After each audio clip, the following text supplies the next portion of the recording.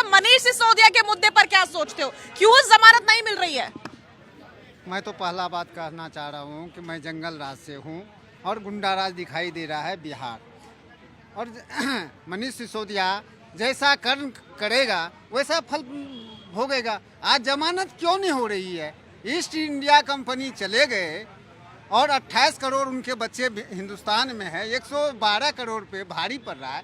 कब तक ये लूटेगा, आम जनता की खून पिएगा? ये कोई कहने वाला नहीं है।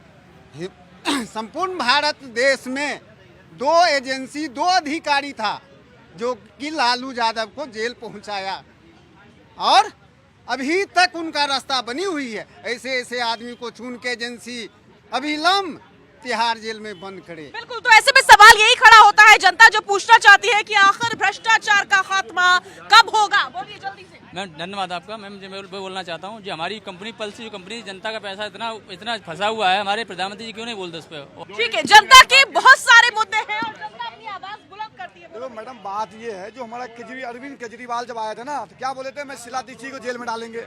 आज जो शराब घोटाला की जो बात है ना, सबसे पहले कांग्रेस ही आवाज उठाया था शराब घोटाले के लिए। जब अगर मान लो दारू नीति सही था तो आप उसको बंद क्यों कर दिए? क्यों बंद कर दिए तुरंत उसको? जब अगर नीति सही था, आपने लेके एक लाइसेंस के लिए 1-1 करोड़ रुपया लिए, 2-2 करोड़ रुपया लिए। नीति सही था, हर मोहल्ले में दारू ठेका खोलना है, तो उसको आप बंद क्यों किया? अचानक बंद क्यों किया? जब दाल में कुछ काला तभी बंद किए। हमको एक बैग पिला दिए, हमने सिसोदिया का चखना खिला के जेल में बैठा दिए।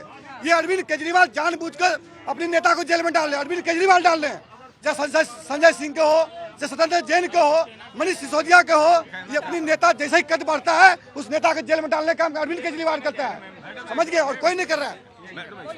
ये तो खाली कमा भी रहे हैं, खाली उल्टा सीधा। मैं ये कह रहा हूँ कि केजरीवाल जी ने स्कीम तो बहुत बढ़िया दी थी, वो अभी और ले। अच्छा भैया, हंस क्यों रहे भैया? दारू की बात सुन के हंस रहे हैं। अच्छा, दारू की बात सुनकर हंसी आ गई क्योंकि भैया ने एक पर एक फ्री मांग ली है।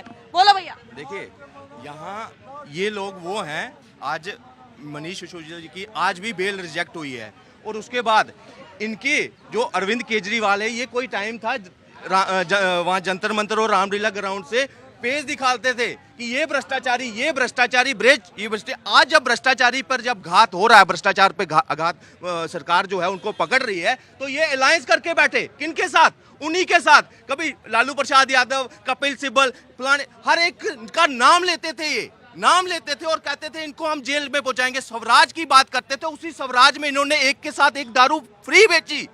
सबसे बड़ी सोचने वाली है, जनता को डिसाइड करना है। देखिए, आज जनता जो है जनार्दन है हर तरीके से, लेकिन जो मुखौटे बार बार रंग बदल रहे हैं यहाँ पे, उनको भी पहचानना है। ये प्रधानमंत्री के लिए कहते हैं पढ़ा लिखे अनपढ़ प्रधानमंत्री, इस तरह से मैं कह रहा हूँ पढ़ा लिखा IITN आज क्या कर रहा है? दिल्ली को डुबो कर रख दिया। DTC इनका घाटे में, जल बोर्ड घाटे में, बिजली कंपनियां घाटे में। तो मुझे बताइए, दिल्ली में एक एक्सक्लूसिव 9 सालों में एक ऐसी चीज बताओ, दिल्ली कभी केंद्र हुआ करता था, पूरी दुनिया की नजर यहाँ होती थी।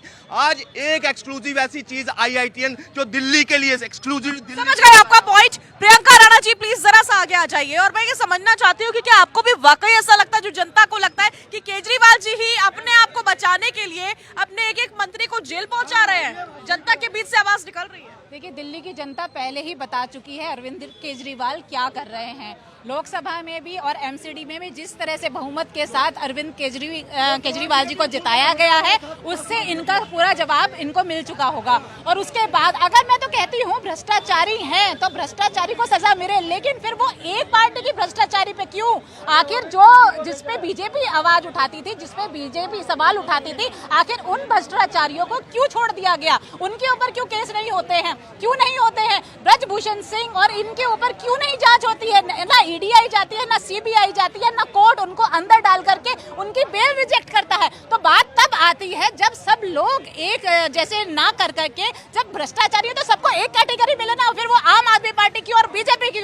देश की जनता यहाँ पे न्याय मांगती है और भ्रष्टाचारियों को जेल की सलाखों के पीछे जाती है, वो किसी भी पार्टी का हो। हमें यहाँ पर अपनी भलाई देखनी है या पार्टियों को जिताना है, या पार्टियों के घरों के अंदर या उनके बजट के अंदर उनको एक के ऊपर एक बढ़ाना है? हमें अपने देश की जनता का भला चाहिए, महंगाई से मुक्ति चाहिए, हमें रोजगार चाहिए, हमें आगे बढ़ना है, ना कि हमें यहाँ पे अपनी इन पार्टियों को भ्रष्टाचार में लिप्त करके इनको आगे बढ़ाना है। तो फिर जिस तरह से मोदी जी चाहे, मोदी जी ने कितने बड़े बड़े नारे दिए थे, तो अब सवाल उठेगा मोदी जी से, पूछा जाएगा प्रधानमंत्री वो है हमारे। अगर वाकई ऐसा है प्रियंका जी, मैं फिर पूछूंगी, अगर वाकई ऐसा है, सब कुछ बीजेपी की निशानदेही पर हो रहा है, बीजेपी के इशारे पर सारी एजेंसीज काम कर रही है, वो सीबीआई हो या फिर एनफोर्समेंट डायरेक्टोरेट, तो क्यों आपको ऐसा नहीं लग रहा है कि कोर्ट को अब स्वतः संज्ञान ले लेना चाहिए? नहीं लिया है ना, मणिपुर में लिया है ना, अब हर चीज के अंदर तो नहीं ले सकती है ना। अब राजस्थान के अंदर अब इलेक्शन, इनके जो प्रवक्ता हैं, वहाँ के जो लीडर्स हैं, बाद में जाते हैं, ईडी सीबीआई पहले पहुंच जाती है। अब तक तो सो रही थी, 5 स्टेट के अंदर जहां पर भी इनको लगता है कि ये हारने वाले हैं, वहां पे ईडी सीबीआई पहुंच जाती है। आखिर मुझे बताइए ना, बीजेपी के भी तो बड़े बड़े कार्यालय हैं, उनका भी तो इतना बड़ा बड़ा बजट बढ़ रहा है, उनके भी तो नेताओं के जो लड़के हैं और वो हैं, कहीं बीसीसीआई में बैठे हैं, कहीं ना कहीं कुछ मलाई खा रहे हैं, उनके ऊपर कहीं जांच नहीं होती है। लेकिन सिर्फ अपोजिशन जब भी कोई आवाज उठाएगा, संजय सिंह लगातार आवाज उठा रहे थे, तो उनको जेल के अंदर भेजिए। आप मनीष सिसोदिया, अरे भाई आप सबको भेजिए, लेकिन अपनी पार्टी के अंदर भी तो झांकिए, क्यों नहीं आप काम करते हैं? जितने भी आपके भ्रष्टाचारी हैं, सबको तो आपने पार्टी में ले लिया। लिस्ट गिनवाऊं क्या? कम से कम 15-20 ऐसे नाम हैं जिनके लगातार स्टेज पर मोदी जी ने नाम ले लेकर के आवाज। समझ गई।